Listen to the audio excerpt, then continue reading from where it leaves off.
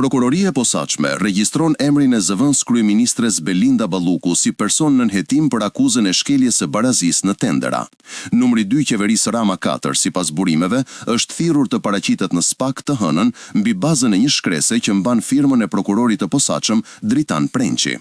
Burimet të besuara bëjnë me dije se fletthirrja i është dorëzuar zonjës Balluku në Ministrinë e Infrastrukturës dhe Energjisë. Në fletthirrje, Balluku i bëhet me dije se në momentin e paraqitjes në prokurorinë e posaçme duhet të jetë shoqëruar nga një avokat, çka në raste të tilla lajmëron se mund t'i komunikohet akuzë penale. Kjo nënkupton ndërkohë që me gjas SPAK do ta ushtrojë ndjekjen penale ndaj numrit 2 të mazhorancës pa mas sigurie e në këtë mënyrë prokurorët e posaçëm shmangin edhe kërkesën për autorizim në Kuvendin e Shqipërisë.